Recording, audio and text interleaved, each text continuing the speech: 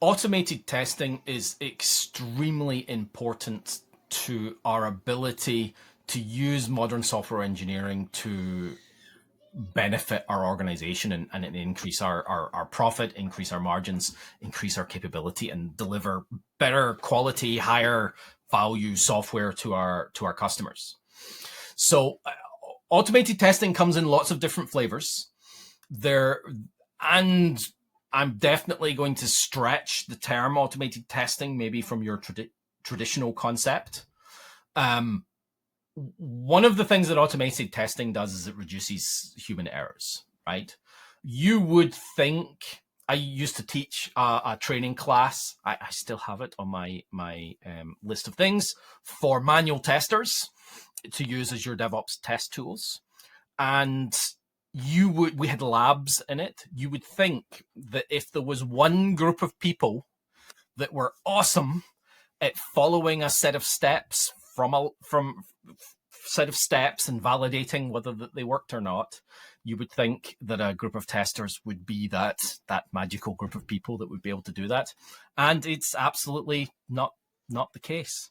Most of the groups that were doing the labs failed to follow the steps and resulted in this lab's not working. This lab doesn't work. Right? And it's like, yeah, it does. It does. Did you follow all the steps? Yes. We followed all the steps. And then you sit with them and they walk through it. And I'm like, you missed step 4. You didn't do step 4, or you didn't do the second part of step 4, or whatever it is, right? You didn't follow the instruction. And this is just a human thing. This is not an assassination attempt on testers. It's just how humans work, right? So you cannot expect somebody to follow a set of steps and do it the same every time. That's not how humans function. So that's how computers function. So we want to take those things that make sense and convert them into automated tests. Now, we're not looking for a particular level of code coverage, although no code coverage is probably bad.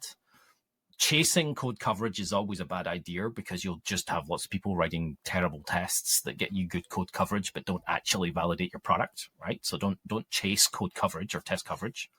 But it is a way for us to get faster feedback, right? We want to have fast running automated tests that we can validate the changes that we make on a continuous basis. TDD results in some of those, right? Some tests out of TDD are like that. Most tests out of TDD validate that at least the product does what the software engineer intended it to do, and validates that we've got an architecture that probably is a little bit better. That's hopefully part of that testing mode.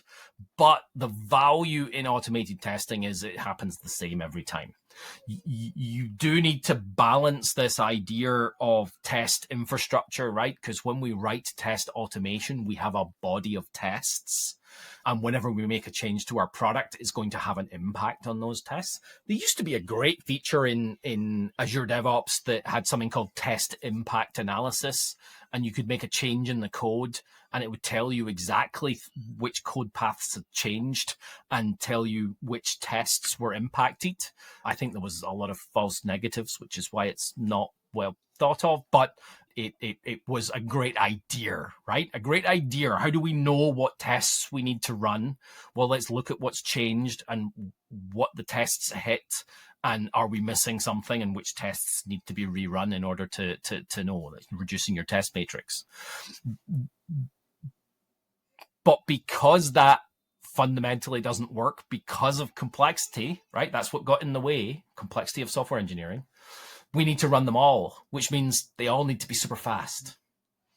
We need unit tests, not end-to-end tests, not integration tests. We need unit tests that run really, really quickly, and thousands of them in milliseconds. The Azure DevOps team moved from long-running end-to-end tests to fast-running unit tests and took their test strategy, their test infrastructure from 72 hours down to 3.5 minutes, almost to run their entire test infrastructure. That's what you're looking to be able to do. And there's something like 60, 100, between 60 and 100,000 tests being run to validate that their product still works. That's the story that you're looking for. you're looking for small, lean, discrete tests that don't have impact across the entire platform, so that when you make a change in this part of the system, you only need to change the tests in that part of the system. All the other tests should still pass because you've not broken what they're expecting in other parts of the system, and it gives you a good indication. So having this tight test infrastructure, shifting left as much as you can, and automating everything. The phrase I usually say is, if it can be automated, it should be automated. And if it can't be automated, it should be refactored so that it can, right? Automate everything. You should not have any manual steps between developer cutting code and production. The only thing that I'd say was a valid place where you put a block, a human between those things, is maybe an approval, but I would prefer for those approvals to be automated, right? On what basis does this human decide whether we're go, no go for release? Well, they look at this data. Well, we can automate that. They look at the calendar and they only do it on these days. Well, we can look at that. We can say we only release on Monday mornings, right? To give us the maximum amount of time to deal with any problems. Never release on Friday. Don't do that. CloudStrike did that. Don't do that.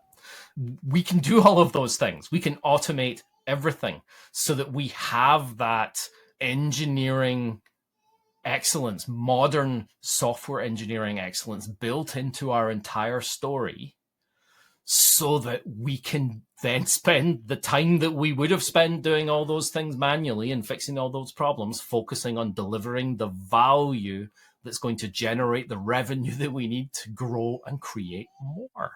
That's what we should be focusing on. And test automation is a huge part of that, to reduce the number of problems that make it through to production, to reduce the amount of time it takes to detect that you've injected problems into the system. And we can help you create those strategies, build that engineering excellence within your organization, and ultimately build better